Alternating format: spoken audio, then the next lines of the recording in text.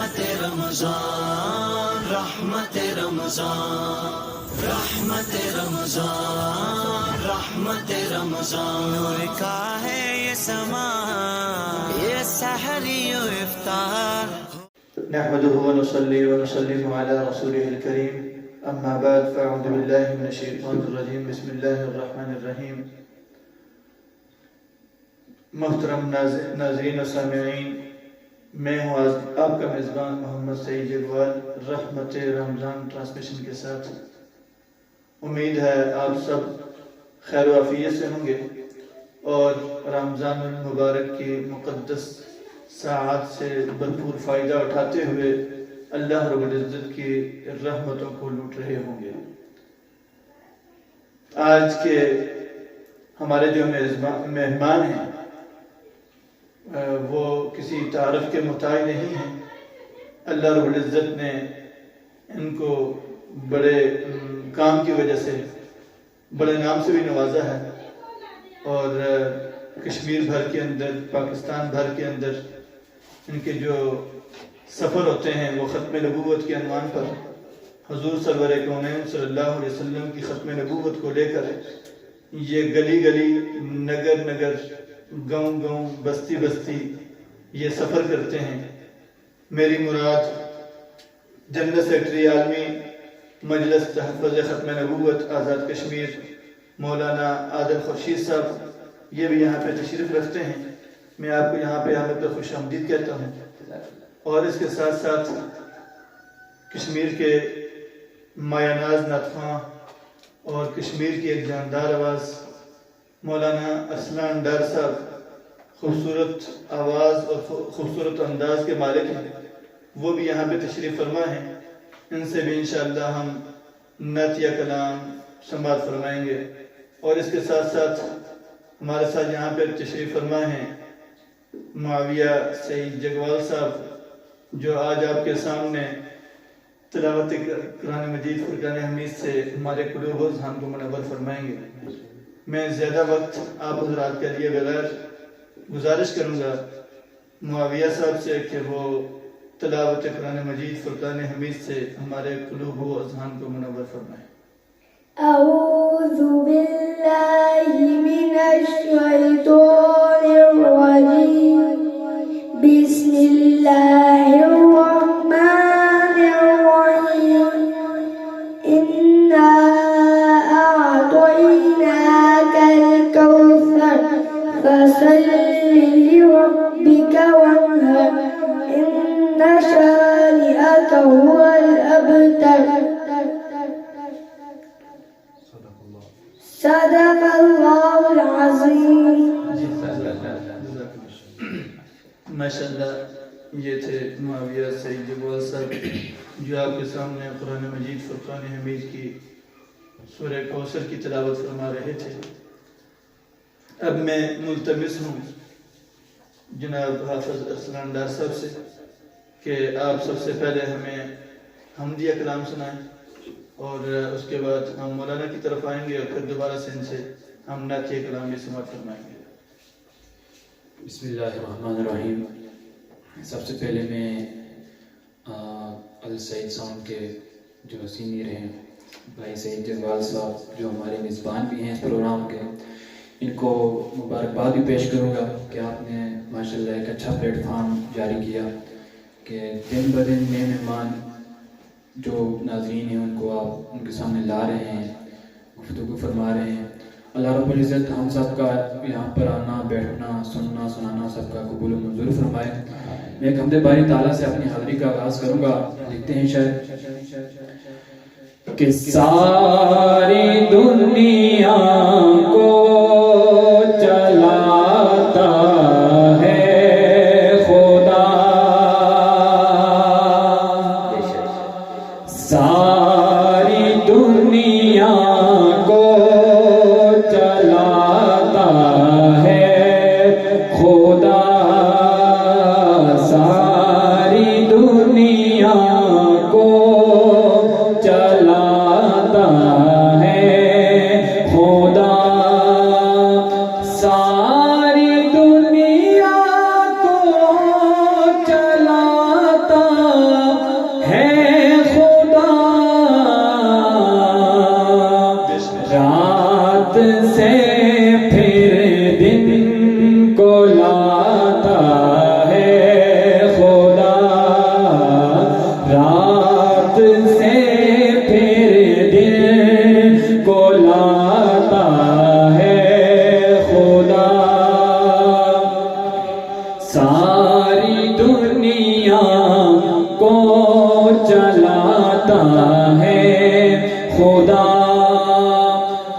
جانور انسان اس کا کھاتے ہیں، جانور انسان اس کا کھاتے ہیں، اور پرندوں کو کھلاتا ہے خدا، اور پرندوں کو کھلاتا ہے خدا، ساری دنیا کو چلاتا ہے خدا، اور زلزلے سیلاب اور یہ بارشیں،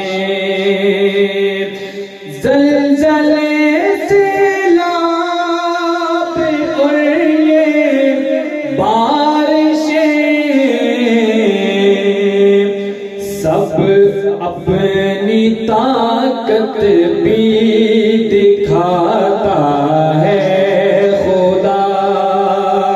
اپنی طاقت بھی دکھاتا ہے خدا، ساری دنیا کو چلاتا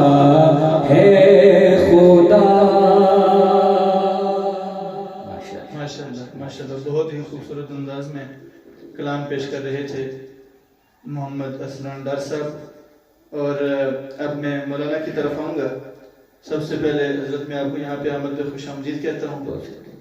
اور ختم نبوت کا جو عالم لے کر آپ پاکستان بھر میں، کشمیر بھر میں جو گھومتے ہیں، یہ یقیناً بہت بڑی سعادت کی بات ہے، اور اس پر بھی ہم آپ کو خراج تحسین پیش کرتے ہیں۔ اور اس کے ساتھ ساتھ آپ ہمارے جو معزز ناظرین ہیں ان کو ہمارے ہم نے جو پلیٹ فارم جو شروع کیا ہے رحمت رمضان ٹرانسمیشن کے نام سے، اس کے حوالے سے آپ ان کو بتائیں گے کہ اس کے کیا فوائد ہیں، یا ہمیں یہ کیسا آپ کو لگا دیکھنے میں، اور اس میں ہمیں کیا کچھ مزید بہتری کرنی چاہیے، یا جو ہمارا چل رہا ہے یہ بالکل درست پہ چل رہا ہے، تو اس کے حوالے سے بھی، اور اس کے فوائد جو ہیں وہ بھی ہمیں بتائیں گے اور ہمارے ناظرین کو بھی بتائیں گے۔ بسم اللہ الرحمن الرحیم، نحمدہ و نصلی علی رسول الکریم۔ سب سے پہلے تو میں آپ کا تہ دل سے مشکور ہوں کہ آپ نے اس خوبصورت پروگرام جو رمضان المبارک کا مہینہ، رحمتوں کا مہینہ، برکتوں کا مہینہ، اسی کے نام کی مناسبت سے آپ نے اپنے اس پروگرام کا عنوان دیا ہے، تو میں آپ کا تہ دل سے مشکور ہوں کہ آپ نے اس پلیٹ فارم میں مجھے مدعو کیا، اور اس پلیٹ فارم کے ذریعے سے اپنا پیغام احباب تک پہنچانے کی آپ نے میرے ساتھ مجھے یہاں پر مدعو کیا، تو اس حوالے سے میں آپ کا تہ دل سے مشکور ہوں۔ باقی رہی اس پروگرام کے حوالے سے، میں نے اس کے سابقہ کچھ پروگرامات کو بھی آپ کے پیج پر دیکھا، تو اس کے اندر جو چیز میں نے ایک محسوس کی ہے کہ آج کل کے دور کے اندر یہ وقت کا تقاضا ہے کہ اس قسم کے پروگرامات کا انعقاد کیا جائے، کیونکہ آج کل کے دور کے اندر اس الیکٹرانک میڈیا کے ذریعے سے بہت سارے نام نہاد مذہبی اسکالر جن کا مذہب کے ساتھ دور دور تک کچھ لینا دینا نہیں، وہ آ کر عوام کے سامنے دین کی غلط تشریح کر کے عوام کو گمراہ کرنے میں مصروف ہیں۔ تو اس وقت ان حالات کے اندر عوام کے سامنے ایسے پروگرامات کا انعقاد کرنا جس میں وقت کے تقاضوں کو سامنے رکھتے ہوئے اس موقع کی مناسبت سے کچھ پروگرامات کر کے جید علماء کرام کو بلا کر پھر ان کے سامنے صحیح دین کی جو تعبیر اور تشریح ہے وہ عوام تک پہنچانا یہ قابل تحسین ہے۔ تو یقیناً وہ سارے فضائل جس کے بارے میں اللہ رب العزت نے قرآن پاک کے اندر جا بجا فرمایا کہ اس امت کا فریضہ ہے، کنتم خیر امت اخرجت للناس تأمرون بالمعروف وتنہون عن المنکر وتؤمنون باللہ، گویا کہ اس کا عملی مصداق ہے، اور اس کے ساتھ ساتھ سرکار دو عالم محبوب کائنات جناب نبی کریم محمد رسول اللہ صلی اللہ علیہ وسلم، آپ کے بارے میں تو اللہ تعالیٰ نے خود فرمایا کہ آپ فرما دیجئے کہ یہ ہے میرا راستہ کہ میں لوگوں کو اللہ کی طرف، اللہ کے احکامات کیا ہیں ان کی طرف میں لوگوں کو بلاتا ہوں، علی بصیرت، حکمت کے ساتھ، بصیرت کے ساتھ، یہ میرا بھی کام ہے اور میرے ماننے والوں کا بھی کام ہے، انا ومن اتبعنی۔ تو گویا کہ میں سمجھتا ہوں کہ رحمت کائنات، رحمت رمضان ٹرانسمیشن کے نام سے جو آپ کا پروگرام ہے، یہ انہی آیات اور انہی احادیث کے نقطہ نظر میں، اسی تناظر میں آپ کا یہ پروگرام ہے۔ اس پروگرام کے نکات پر میں آپ کو اور آپ کی پوری ٹیم کو تہ دل سے مبارکباد پیش کرتا ہوں۔ جزاک اللہ۔ اس کے ساتھ ساتھ مولانا، جیسے آپ کو پتہ ہے کہ رمضان المبارک جو ایک مقدس مہینہ ہے، اللہ رب العزت نے ہمیں عطا کیا ہے، اور یقیناً بہت سارے لوگ دنیا کے اندر ایسے بھی ہیں جو اس سے بھرپور فائدہ اٹھاتے ہیں، اور بہت سارے لوگ ایسے بھی ہیں جو اس سے بھرپور فائدہ نہیں بھی اٹھا پا رہے ہیں۔ اس کی ایک وجہ میں یہ سمجھتا ہوں کہ وہ حقوق کا نہ پتہ ہونا۔ جب بھائی کو بھائی کے حقوق کا پتہ نہیں ہوتا تو وہ بھائی کی اس طرح قدر و منزلت نہیں کرتا، اس کا وہ مقام کو پہچانتا نہیں ہے۔ بچے کو اپنے والدین کے مقام کا اگر پتہ نہیں ہوگا، ان کے حقوق کا پتہ نہیں ہوگا، تو وہ ان کا اس طرح ان کی قدر نہیں کر پاتا۔ تو یوں ہی رمضان المبارک کے جو مقدس مہینہ ہے، اس کے حوالے سے بھی میں یہ سمجھتا ہوں کہ اس کے حقوق کا بھی اگر کسی کو پتہ نہیں ہوگا تو وہ اس سے بھرپور طور پہ فائدہ نہیں اٹھا سکتا۔ اس کی رحمتوں، اس کی مغفرت اور آخری جو اشرا ہے اس کا جہنم سے چھٹکارے کا، تو یہ رحمت کو سمیٹتے ہوئے مغفرت حاصل کر کے پھر جہنم سے چھٹکارا تبھی حاصل کیا جا سکتا ہے جب اس کے حقوق کا پتہ ہو۔ تو رمضان المبارک کے حقوق کے بارے میں آپ ہمارے ناظرین کو کچھ بتائیں کہ رمضان المبارک کے حقوق ہیں کیا؟ جی صحیح جگوال بھائی، آپ نے بہت اہم سوال پوچھا ہے۔ دیکھیں، ایک ہوتا ہے حقوق اور دوسرے ہوتے ہیں احسانات، اور حقوق کی ادائیگی یہ احسانات پر مقدم ہوتی ہے۔ آپ کے ذمہ کچھ چیزیں واجب ہیں، وہ آپ نے ہر حال میں کرنی ہی کرنی ہے۔ اس کے علاوہ کچھ چیزیں ایسی ہیں جو آپ کے ذمہ لازم نہیں ہیں، لیکن اگر آپ وہ کریں گے تو آپ کی طرف سے وہ احسان شمار ہوگا۔ اس کو ایک مثال کے ساتھ میں سمجھانے کی کوشش کروں گا کہ جیسے ہم کھانا کھانے کے لیے کسی مہمان کو بلاتے ہیں کہ آپ ہمارے پاس تشریف لائیں، میرے پاس آپ نے کھانا کھانا ہے۔ اب کھانا کھانے کے لیے جب اس کو ہم بلاتے ہیں تو کھانے میں اصل اور بنیادی چیز وہ روٹی اور سالن کا ہونا ہے، اس کے ساتھ اچار ہو گیا، اس کے ساتھ چٹنی ہو گئی، اس کے ساتھ میٹھا ہو گیا، یہ جتنی بھی چیزیں ہیں یہ زائد چیزیں ہیں۔ اب اگر آپ مہمان کو تو بلائیں کھانے پر اور اس کے سامنے اچار بھی ہو، چٹنی بھی ہو، باقی ساری چیزیں بھی لوازمات ہوں، لیکن نہ روٹی ہے، نہ سالن ہے، نہ چاول ہے، کچھ اور چیز ان میں سے کھانے والی چیز نہیں، تو وہ یقیناً آپ سے سوال کرے گا اس میں کیا کھاؤں؟ اس میں کھانے کی چیزیں تو نہیں، یہ تو ساری لگانے کی ہیں۔ بالکل اسی طریقے سے رمضان المبارک کے بھی کچھ حقوق ہیں، باقی کچھ چیزیں زوائد ہیں، احسانات ہیں۔ اگر رمضان المبارک کے حقوق کی ادائیگی ہم صحیح طریقے سے کریں گے، اس کے ساتھ اگر ہم احسانات بھی کر رہے ہیں، مزید ہم نیکیاں کر رہے ہیں، وہ زائد چیزیں ہوں گی۔ اگر وہ نہیں کریں گے تو اس سے ہمارے بارے میں، اس سے کو متعلق ہم سے پوچھ نہیں ہوگی، جو پوچھ ہوگی وہ ہم سے حقوق کے بارے میں ہوگی۔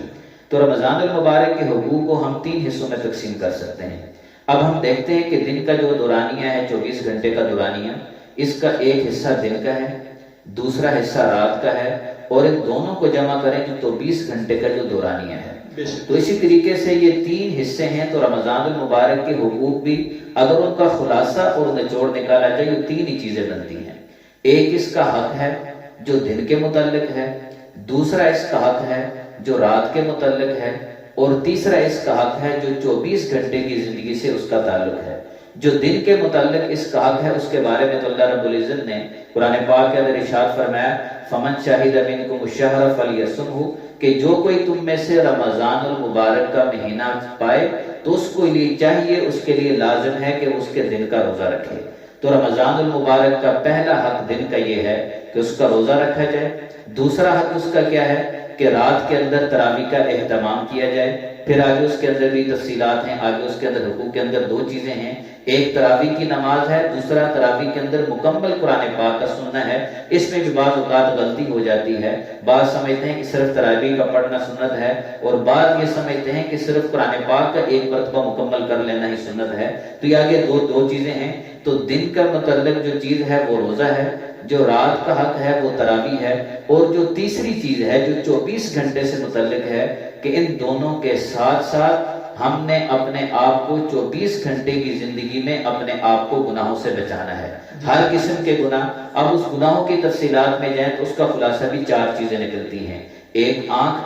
دوسری زبان, تیسرا کان اور چوتھا پیٹ. ان 4 چیزوں کو اگر ہم اس کا خلاصہ نکالیں تو اپنے آپ کو آنکھوں کے گناہوں سے بچانا, اپنے آپ کو زبان کے گناہوں سے بچانا, اپنے آپ کو کانوں کے گناہوں سے بچانا, اور اپنے پیٹ کو حرام لقمے سے بچانا, یہ رمضان المبارک کے بنیادی حقوق ہیں. اگر کوئی آدمی ان 3 حقوق کو صحیح طریقے سے رمضان المبارک اس طریقے سے گزار لے تو باقی اگر وہ تہجد کا اہتمام کمزوری کی وجہ سے نہیں بھی کر سکتا, تسبیحات نہیں بھی کر سکتا, زیادہ ذکر و اذکار نہیں بھی کر سکتا, تو کم از کم اس سے ان کے بارے میں پوچھنی ہوگی. تو جب اس کا رمضان گناہوں سے پاک اور صاف گزرے گا تو سرکار دو عالم صلی اللہ علیہ وسلم نے فرمایا اذا سلم رمضان سلمت السنہ, کہ جس آدمی کا رمضان گناہوں سے محفوظ گزر گیا تو ایسے آدمی کا پورا سال اللہ پاک اس سے گناہوں سے بچنے کی توفیق عطا فرماتے ہیں. ماشاءاللہ, بہت ہی خوبصورت باتیں کی آپ نے رمضان المبارک کے حقوق کے بارے میں. یقیناً ہمیں اپنے سے بڑوں کے, اپنے سے چھوٹوں کے زندگی میں ہم کامیاب تبھی ہو سکتے ہیں کہ جب ہمیں ہر ایک کے حقوق کا پتہ ہو. بے شک, چاہے جائے کہ وہ رمضان ہے, چاہے جائے کہ وہ بھائی ہے, چاہے جائے کہ وہ بیوی ہے, چاہے جائے کہ وہ شوہر ہے. زندگی میں ہم جب سامنے والے کے حقوق کو جان کر اس کے مطابق اس کے ساتھ وہ سلوک کرنے کی کوشش کریں گے تو کامیابی ہمارا قدم چومے گی انشاءاللہ. تو اس کے ساتھ ساتھ رمضان المبارک کا جو مقدس مہینہ ہے, ظاہر ہے ہم خطا کار لوگ ہیں, کمزوری بھی انسان سے ہو جاتی ہے. تو وہ لوگ جو رمضان المبارک کے اندر کوتاہی کر جاتے ہیں, رمضان المبارک کے جو وہ فیوز و برکات کو سمیٹنے کی کوشش نہیں کرتے, یا کوشش تو کرتے ہیں لیکن ان کو پتہ نہیں ہوتا. جیسے کہ سحری کے وقت اذان شروع ہو جاتی ہے, لوگ کھا رہے ہوتے ہیں, اور اسی طرح جو افطاری کے وقت کی جانے والی غلطیاں ہیں جن کی وجہ سے ہمارا جو دن بھر کا روزہ وہ ضائع ہو سکتا ہے, تو اس کے متعلق آپ ذرا ہمیں بتائیں گے. جی, یہ بھی بہت اہم سوال آپ نے پوچھا ہے, کیونکہ بعض اوقات یہ ہوتا ہے کہ ایک آدمی کو پہلے حقوق کا پتہ ہی نہیں ہوتا, لیکن وقت گزرنے کے ساتھ جب اس کے سامنے کوئی بات آتی ہے اس کو پتہ چلتا ہے کہ یہ حقوق تھے اور حقوق کی ادائیگی کے بارے میں تو پوچھ ہوتی ہے.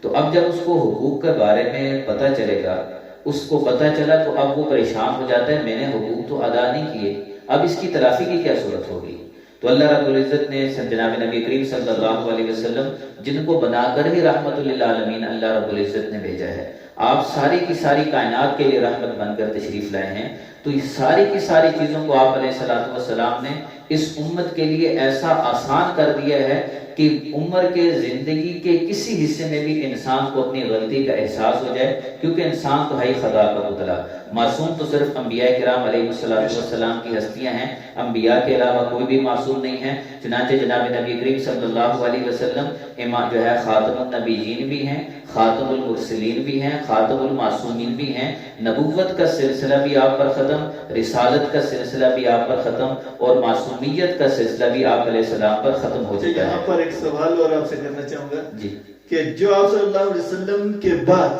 کسی کو معصوم مانے تو اس کے بارے میں اسلام کیا کہتا ہے؟ جی, اس کی طرف بھی میں آؤں گا انشاءاللہ. آپ نے سوال بھی اتنے ذکر کر دیا تو اس کی طرف بھی انشاءاللہ میں آؤں گا. تو ابھی جو بات کر رہا ہوں کہ انسان ہے ہی خطا کا پتلا, انبیاء کے علاوہ کوئی انسان ایسا نہیں جس سے غلطی نہ ہوتی ہو. ہاں, صحابہ کرام رضوان اللہ علیہ اجمعین ان کی ہستیاں تو اللہ رب العزت نے ان کو محفوظ بنایا ہے, محفوظ کا مطلب یہ ہے کہ بشری تقاضوں کے مطابق، بشری تقاضوں کے تحت ان سے تربیت کے زمانے کے اندر کسی نہ کسی موقع پر غلطی بھی ہو جائے گی، لیکن اس غلطی کو وہ اللہ سے توبہ کر کے ایسے اپنے نامہ اعمال سے دھلوائیں گے کہ اس دنیا سے جانے سے پہلے ان کے نامہ اعمال سے وہ غلطی ختم ہو جائے گی۔ اور اللہ رب العزت نے اسی وجہ سے ان کے بارے میں یہ بھی اعلان فرمایا رضی اللہ عنہم ورضوا عنہ، کہ اللہ بھی ان سے راضی ہے اور یہ بھی اللہ سے راضی ہیں۔ اور یہ وہ پروانہ ہے کہ جس پروانے کے لیے جنتی جب جنت میں چلے جائیں گے، سب سے آخر میں جس اعلان پر جنتیوں کو سب سے زیادہ خوشی ہوگی وہ یہی اعلان ہوگا کہ آج کے بعد میں تم سے کبھی ناراض نہیں ہوں گا۔ تو صحابہ کرام رضوان اللہ علیہ مجمعین کی ہستیاں، ان کو تو اللہ رب العزت نے ان کے بارے میں تو اعلان اللہ نے دنیا کے اندر فرما دیا، تو ان کی شان کا اندازہ لگایا جا سکتا ہے۔ تو انبیاء کرام علیہ الصلوۃ والسلام کے علاوہ کوئی انسان معصوم نہیں ہے، سارے کے سارے خطا کے پتلے ہیں، لیکن کل بنی آدم خطاؤن، سارے کے سارے بنی آدم خطا کار ہیں، لیکن آپ علیہ السلام نے فرمایا کہ بہترین خطا کار وہ ہیں جو خطا کرنے کے بعد اللہ سے توبہ کر کے استغفار کر کے دوبارہ نیکی کی طرف اپنے آپ کو، اپنی زندگی کو ڈالتے ہیں۔ تو بالکل اسی طریقے سے رمضان المبارک کے حقوق کے اندر بہت سارے افراد ہیں، علم نہ ہونے کی وجہ سے احسانات کی طرف تو بہت ہیں، کبھی افطاریاں بھی کروا رہے ہیں، کبھی اور لوگوں کے ساتھ مالوں کی امداد بھی کر رہے ہیں، اور رمضان المبارک کے اندر ان کے دسترخوان وسیع ہو چکے ہیں۔ رمضان المبارک کے اندر انہوں نے تسبیحات کا اہتمام، رات کو کھڑے ہو کر وہ صلاۃ التسبیح کا بھی اہتمام کرتے ہیں، لیکن عموماً کوتاہی کی وجہ سے ان حقوق کے اندر وہ کمی رہ جاتی ہے۔ تو اس کے لیے بھی آپ علیہ الصلوۃ والسلام نے یہ جو فرمایا تھا کہ رمضان المبارک کا جو مہینہ ہے اس کا پہلا عشرہ رحمت ہے، دوسرا عشرہ مغفرت ہے، اور تیسرا عشرہ جہنم سے چھٹکارے کا ہے۔ اب یہاں پر ہم دیکھیں کہ آپ علیہ السلام نے اس رمضان المبارک کو 3 عشروں کے اندر تقسیم کیا ہے۔ جب ہم اس کو دیکھتے ہیں تو ہمیں انسانوں کے اندر 3 قسم، مسلمانوں میں بھی 3 قسم کے افراد نظر آتے ہیں۔ ایک تو وہ مسلمان ہیں جو نیکوکار ہیں، پورا سال اللہ کی عبادت میں مصروف رہتے ہیں، کوئی گناہ نہیں کرتے، اور اگر بالفرض بشری تقاضوں کے تحت ان سے گناہ ہو بھی جائے فوراً توبہ کر کے استغفار کر کے اپنے گناہ کو دھو لیتے ہیں۔ اور اگر چھوٹے موٹے جو گناہ جس کا انسان کو احساس نہیں، تو ایک نماز کے بعد دوسری نماز جماعت کے ساتھ پڑھی تو اللہ پاک درمیانی وقت کے اندر جتنے صغیرہ گناہ ہوتے ہیں تو ان کو معاف فرما دیتے ہیں۔ تو اسی طریقے سے جب ایک تو وہ طبقہ ہے کہ رمضان کا مہینہ آیا اور وہ آدمی گناہوں سے بالکل پاک اور صاف تھا، دوسرا وہ مسلمان ہیں جن کی زندگی کے اندر گناہ بھی ہیں، نیکیاں بھی ہیں، گناہ کرنے کے بعد توبہ کی توفیق اتنی نہیں ملتی، کبھی یاد آ گیا تو توبہ بھی کر لیتے ہیں۔ تو جب رمضان کا مہینہ آیا تو اس کے نامہ اعمال میں کچھ نیکیاں بھی تھی، اس کے نامہ اعمال میں کچھ گناہ بھی تھے، اب یہ 50-50 تھا۔ تیسرا وہ طبقہ ہے جو پورا سال مسجد کے قریب نہیں آتا، پورا سال دین کے نیکی کے کاموں کی طرف نہیں آتا، صبح سے لے کر شام تک اس کی زندگی گناہوں کے اندر مصروف ہے۔ اب یہ تیسرا طبقہ آیا جس کے بارے میں آیا کہ جب رمضان کا وقت آتا ہے اس کے نامہ اعمال میں گناہ ہی گناہ ہیں، نیکی سرے سے ہے ہی نہیں۔ اب 3 قسم کے افراد تھے، تو اللہ کے نبی صلی اللہ علیہ وسلم نے رمضان کے عشروں کو بھی 3 حصوں میں تقسیم کر دیا۔ فرمایا کہ وہ طبقہ جس کے نامہ اعمال میں نیکیاں ہی نیکیاں تھی، گناہ تھے ہی نہیں، اس کے لیے تو پہلے دن سے ہی رمضان کا چاند نظر نہیں آیا، اس کے لیے رب کی طرف سے رحمتوں کا نزول اور برکات اس کو ملنا شروع ہو جاتی ہیں، چنانچہ یہ برکات سمیٹنا شروع کرتے ہیں۔ اب دوسرا طبقہ جس کے نامہ اعمال میں کچھ نیکیاں تھی، کچھ گناہ تھے، اب جب وہ گناہ اس کے کچھ نامہ اعمال میں تھے، اب رمضان کا مہینہ جیسے ہی آیا، اب رمضان میں تو سرکش شیاطین قید کر دیے جاتے ہیں، تو عموماً انسان شیطان کے قید ہونے کی وجہ سے گناہوں کے قریب نہیں جاتا۔ اب اس نے بد نظری کو چھوڑ دیا، اس نے کانوں کے گناہوں کو چھوڑ دیا اور گانے سننے چھوڑ دیے، اس نے ٹی وی دیکھنا چھوڑ دی، اس نے جھوٹ بولنا چھوڑ دیا، غیبت کرنا چھوڑ دی۔ قرآن پاک کی تلاوت کر رہا ہے تو زبان اس کی قرآن کی تلاوت کے ذریعے سے زبان ثواب میں مصروف ہے، آنکھوں سے قرآن کو دیکھ رہا ہے تو آنکھ بھی ثواب میں مصروف ہیں، کان قرآن کی تلاوت سن رہے ہیں تو وہ بھی ثواب کے اندر مصروف ہیں۔ گویا کہ ایک تو قرآن پڑھنے کی وجہ سے وہ گناہوں سے بھی بچا ہوا ہے، دوسرا اس کے نامہ اعمال میں نیکیاں بھی بڑھ رہی ہیں۔ تو یہ پہلا عشرہ جب اس آدمی نے ایسے گزار دیا تو چنانچہ اس کے نامہ اعمال میں جو گناہ تھوڑے بہت تھے وہ بھی ختم ہو گئے، اب اس کے نامہ اعمال میں صرف نیکیاں ہی نیکیاں ہیں۔ اب دوسرا عشرہ جیسے ہی شروع ہوگا تو اللہ کی طرف سے اعلان ہوتا ہے کہ اس کے لیے تو مغفرت کا اعلان ہو گیا ہے، جو تھوڑے سے گناہ تھے وہ بھی اس نے معاف کروا لیے ہیں۔ اب رہ گیا تیسرا طبقہ جس کے نامہ اعمال میں نیکیاں تھی نہیں، اب وہ پہلا عشرہ شروع ہوتا ہے پھر بھی مسجد میں نظر نہیں آتے، دوسرا عشرہ شروع ہوتا ہے بس روزہ رکھ لیا، کبھی مسجد میں آگے کبھی نہیں آئے، لیکن جیسے ہی تیسرا عشرہ شروع ہوتا ہے آپ نے دیکھا ہوگا کہ اپنی مساجد کے اندر عموماً جو اعتکاف میں بیٹھنے والے لوگ ہوتے ہیں وہ زیادہ نیک لوگ نہیں ہوتے، بلکہ بہت سارے طبقہ افراد ایسے بھی ہوتے ہیں جو کبھی پورا سال ہمیں مسجد میں نظر نہیں آتے۔ اب گویا کہ انہوں نے اپنے ڈیرے ڈال دیے مسجد کے اندر، اب جیسے ہی مسجد کے اندر وہ آیا موبائل بھی گھر کے اندر اور ٹی وی بھی گھر کے اندر، میوزک کے آلات بھی گھر کے اندر، اب وہاں پر اس نے بیٹھ کر کچھ بھی نہ کرے، وہ پورا دن سویا رہے گا، کوئی گناہ کا کام نہیں کرے گا روزے کی حالت میں، شام کو مسجد کے اندر ہے تراویح پڑھے گا۔ اسی طریقے سے اس عشرے کے اندر تو ہر رات کے اندر اور خصوصاً طاق راتوں کے اندر ایک رات ایسی بھی آتی ہے جو 1000 راتوں سے افضل ہے، گویا کہ اس کو وہ رات بھی مل جاتی ہے، اس رات میں وہ تراویح بھی پڑھ لیتا ہے، کچھ تھوڑی بہت تلاوت بھی کرتا ہے۔ تو چنانچہ رمضان کا جیسے ہی آخری عشرہ شروع ہوتا ہے تو وہ آدمی جس کے نامہ اعمال میں گناہ ہی گناہ تھے، اللہ پاک فرماتے ہیں کہ اس آدمی کو بھی میں نے جہنم سے چھٹکارا دے دیا ہے، کیونکہ اس نے اپنے گناہوں سے آخری عشرے کے اندر آ کر ایسی توبہ کی ہے کہ میں نے اس کے گناہوں کو معاف کر دیا ہے، پہلے جو جہنم کا اس کے بارے میں فیصلہ تھا اب وہ فیصلہ بھی میں نے اس سے موڑ دیا ہے۔ چنانچہ یہی وجہ ہے کہ جب ایسا آدمی کہ جس رمضان مہینے کے اندر نیک آدمی وہ بھی برکات کو سمیٹ رہا ہے، تھوڑا سا گناہگار آدمی اس کے لیے بھی دوسرے عشرے سے مغفرت کا اعلان، زیادہ گناہگار آدمی اس کے لیے بھی جہنم سے خلاصی کا اعلان ہو گیا، اتنی آسانی کے ساتھ، کچھ بھی نہیں کیا، صرف 3 کام، روزہ، تراویح اور گناہوں سے بچنا، صرف یہ 3 کام کرنے پر اللہ کی طرف سے اس کے بارے میں یہ انعام ہوتا ہے۔ تو چنانچہ آپ علیہ السلام نے فرمایا، چنانچہ وہ آپ نے حدیث مبارکہ اکثر لوگوں نے سنی ہوئی ہے کہ ایک مرتبہ آپ علیہ السلام نے منبر کے ایک زینے پر پاؤں رکھا تو فرمایا آمین، دوسرے پر پاؤں رکھا تو آمین۔ تو صحابہ کرام رضوان اللہ علیہ مجمعین نے بعد میں پوچھا کہ اس کے بارے میں اس سے پہلے ہم نے یہ چیز نہیں دیکھی جو آج ہم نے دیکھی، تو آپ علیہ السلام نے فرمایا کہ جبرائیل امین علیہ السلام تشریف لائے تھے، انہوں نے 3 بد دعائیں کی تھی، میں نے تینوں بد دعاؤں پر آمین کہا ہے۔ اب آپ خود اندازہ لگائے بد دعا کرنے والے کون ہیں؟ فرشتوں کے سردار۔ اس بد دعا پر آمین کہنے والے کون ہیں؟ جو انبیاء کے سردار، ساری کائنات کے سردار ہیں، جو سراپا رحمت ہیں، جنہوں نے طائف کے میدان میں آپ پر پتھر برسانے والوں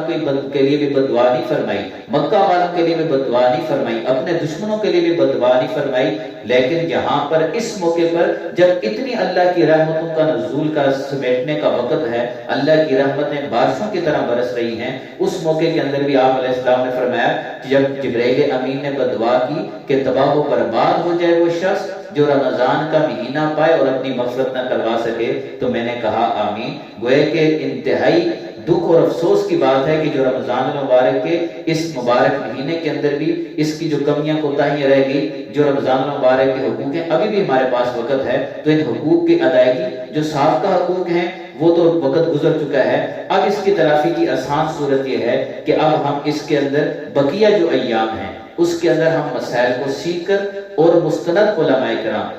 علماء کرام کون سے ہیں؟ آسانی کے لیے، کیونکہ دیکھنے والے احباب تو کہاں سے دیکھ رہے ہوں گے، آسانی کے لیے ان کا طریقہ کار یہ ہے کہ آپ کی مسجد کے جو امام صاحب ہیں، جو خطیب صاحب ہیں، آپ ان کے ساتھ جڑ جائیں، کوئی بھی دین کی بات ہو، کوئی بھی مسئلہ ہو، آپ ان سے پوچھیں، ان سے رہنمائی کرنے کے بعد آپ بقیہ ایام گزاریں۔ تو اس عمل کی وجہ سے اگر سابقہ پہلا جو عشرہ ہے اس کے اندر کوئی کمی کوتاہی بھی رہ گئی ہوئی تو اللہ پاک اس کو بھی معاف کر کے آپ کے لیے مغفرت کا اعلان فرما دیں گے۔ اللہ رب العزت رمضان المبارک کی برکات ہم سب کو سمیٹنے کی توفیق عطا فرمائے۔ ماشاءاللہ، بہت ہی خوبصورت انداز میں آپ نے ہماری رہنمائی فرمائی، رمضان المبارک کے مقدس ایام کو کیسے گزارنا ہے اس کا حل بھی بتایا، اور اس کے ساتھ ساتھ جو مزید میں نے آپ سے پوچھا تھا کہ سحری اور افطاری کے اوقات میں جو غلطیاں کی جاتی ہیں تو اس کو جتنا مختصر آپ کر سکتے ہیں کیونکہ ہمارے پاس ٹائم کم ہوگا جی، تو یہ ایک یا 2 غلطیاں سحری اور افطاری کی ٹائم کی، جو تاکہ بہت سارے ہمارے ناظرین ہیں اگر وہ غلطی سے بچ جاتے ہیں تو ان کا پورا دن کا جو بھوکا رہنا ہے جی تو وہ کسی کام میں آ جائے گا۔ دیکھیں یہ بہت اہم سوال ہے، کیونکہ رمضان المبارک کے اندر اگر سحری ٹھیک نہیں ہے تو جو رمضان کا پہلا حق ہے روزہ وہی ٹھیک نہیں ہوگا، اور اگر افطاری کے اندر کوتاہی ہے تو پھر بھی روزہ خراب ہونے کا اندیشہ ہے۔ تو اس حوالے سے بنیادی جو غلطی عموماً ہوتی ہے کہ سحری کے وقت کے اندر بالکل ہم آخری وقت کا انتظار کرتے ہیں. اور آج کل تو اتنا مسئلہ نہیں ہے، لیکن پھر بھی بعض اوقات گھڑی کا ٹائم آگے پیچھے ہو سکتا ہے، یا پھر ہم مسجد کی اذان کو دیکھتے رہتے ہیں کہ کب سائرن ہوگا، پھر ہم کھانا بند کریں گے. یہ رمضان دوسری دفعہ یہ بھی دیکھا ہم نے کہ اذان شروع ہو جاتی ہے، لوگ اس کے ختم ہونے کا انتظار کرتے ہیں. تو اس کے لوگوں کے ذہن میں یہ بات ہوتی ہے کہ شاید اذان کے ختم ہونے تک سحری کا وقت ہے. یہ بات ذہن میں رہے کہ سحری کا جو وقت ہے وہ اذان سحری کا وقت ختم ہونے کے بعد دی جاتی ہے، کیونکہ اذان ہوتی ہے صبح صادق ہو جانے کے بعد، اور سحری کا وقت صبح صادق ہوتے ہی ختم ہو جاتا ہے. اس لیے یہ بہت بڑی غلطی ہے. اگر کسی نے اذان کے ہوتے ہوئے اس نے سحری کھا رہا تھا تو پورا دن وہ بھوکا پیاسا رہے گا، اس کو کوئی ثواب نہیں ملے گا، اس کا روزہ ہی نہیں ہوگا، کیونکہ اس نے سحری کا وقت ختم ہونے کے بعد اس نے اس کھانا ایک لقمہ یا ایک پانی کا گھونٹ اس نے اپنے حلق سے نیچے اتار لیا تھا. تو اس لیے اس حوالے سے بالکل آسان طریقہ ہے، کیونکہ ہم یہ روزہ انتہائی قیمتی ہے، اس کی انتہائی برکات جو ہم نے سمیٹنی ہے. اس کا آسان طریقہ یہ ہے، ہم یہ جو رات کا آخری چھٹا حصہ ہے، یعنی کہ مغرب سے لے کر طلوع فجر تک، اس کو ہم 6 حصوں میں تقسیم کریں. جو آخری چھٹا حصہ ہے، یعنی کہ اگر 12 گھنٹے کا وقت بنتا ہے مغرب سے لے کر طلوع صادق تک، تو آخری جو 2 گھنٹے ہوں گے وہ سحری کے ہوں گے. اس سحری کی بڑی برکات ہے. آپ علیہ السلام نے فرمایا کہ جو سحری کھاتے ہیں اللہ کی برکت ان پر نازل ہوتی ہے. تو اس لیے اس کا آسان طریقہ یہ ہے کہ اس آخری گھنٹے 2 جو گھنٹے بچتے ہیں، ان آخری 2 گھنٹوں میں ہم آخری وقت میں سحری کھائیں، لیکن اتنی تاخیر سے نہ ہو. کم از کم 5-10 منٹ پہلے ہم اپنی سحری کھانا بند کر دیں اور اس کے ذریعے سے ہم روزہ رکھ لیں. اور اسی طریقے سے افطاری کے اندر البتہ یہ معاملہ ہے کہ افطاری کے اندر جلدی کرنا، یہ بھی آپ علیہ السلام فرمائے کہ میری امت اس وقت تک جو ہے رحمتوں کے سائے میں رہے گی، تباہ و برباد نہیں ہوگی، کہ جس وقت تک وہ افطاری کے اندر جلدی کرتے رہیں گے. تو اس لیے افطاری کے اندر جیسے ہی افطاری کا وقت ہو، عموماً اس میں یہ بھی ہو جاتا ہے کسی بعض اوقات ہمارے پاس گھڑی نہیں ہوتی، ہم کہتے ہیں کہ ابھی اذان نہیں ہوئی لیکن وقت ہو چکا ہے کیونکہ باہر اندھیرا ہو چکا ہے. اس طریقے سے یہ غلطی نہیں کرنی چاہیے، بلکہ سکون کے ساتھ جیسے اب آپ کو یقین ہو جائے مسجد کی، محلے کی مسجد میں جیسے ہی اذان ہو، اذان ہونے کے بعد اس وقت آپ افطاری کریں. تو اس طریقے سے آپ کا روزہ بھی ٹھیک رہے گا، افطاری بھی ٹھیک رہے گی. تو جب سحری اور افطاری ہماری ٹھیک ہے تو ہمارا روزہ بھی محفوظ رہے گا. جزاک اللہ خیر. اب میں مولانا اسلام ڈار صاحب کی طرف آؤں گا کہ حضرت آپ ہمیں نعتیہ کلام سنا دیں. بسم اللہ الرحمن الرحیم. ہمارے ایک استاد ہیں حضرت سید اجاز حسین شاہ کاظم صاحب، ان کا کلام، ان کے اشعار پڑھ کے اجازت چاہوں گا. لکھتے ہیں شاید: نبی کی عظمت، نبی کی رفعت میں رب کا دیکھو کلام آیا. نبی کی عظمت، نبی کی رفعت میں رب کا دیکھو کلام آیا. کہیں کہیں پر درود آیا، کہیں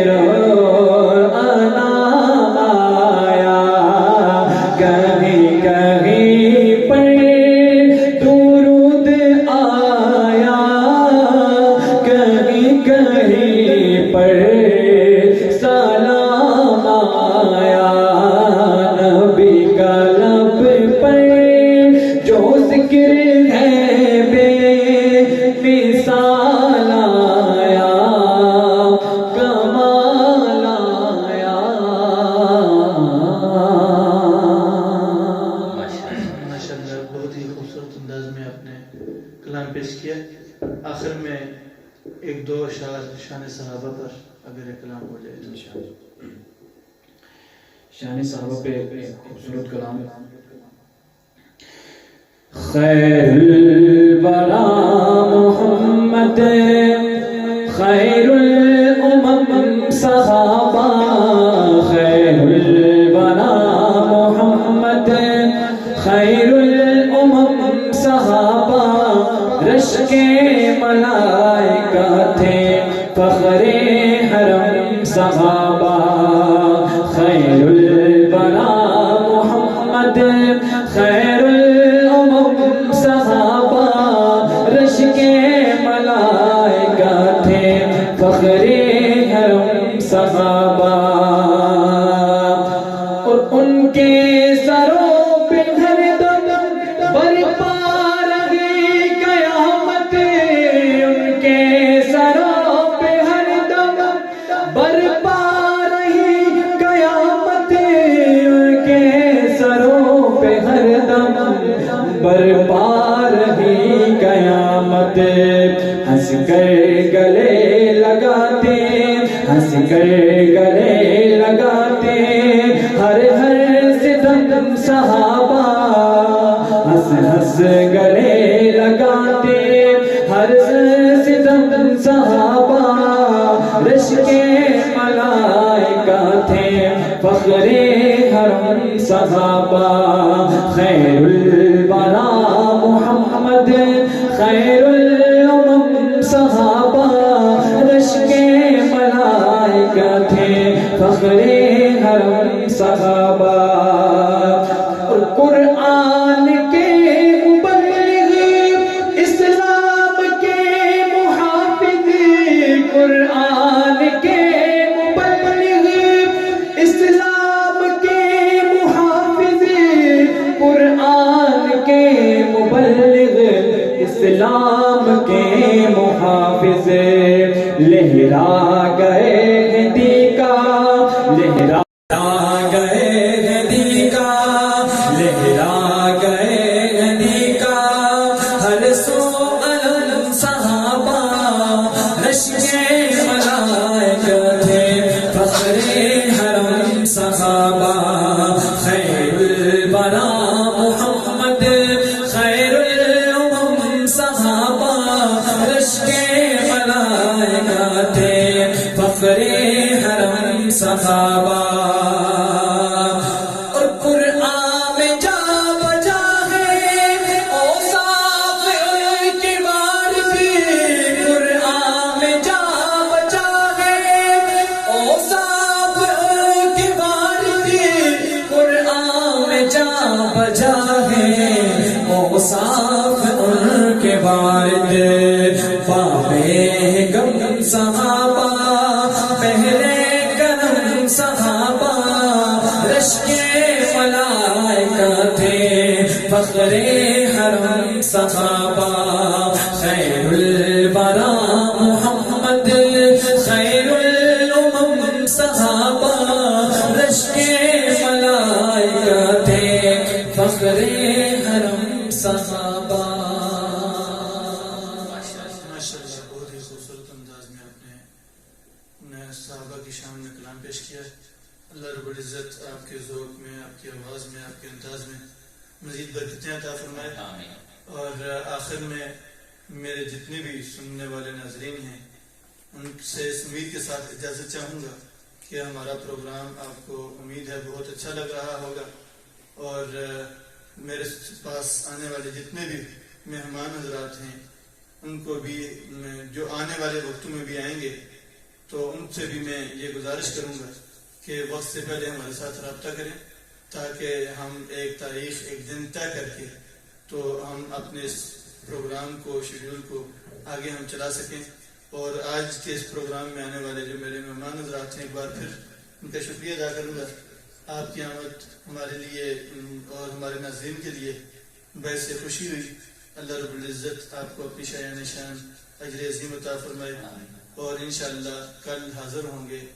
رحمت رمضان ٹرانسمیشن کے ساتھ. اللہ حافظ فی امان اللہ.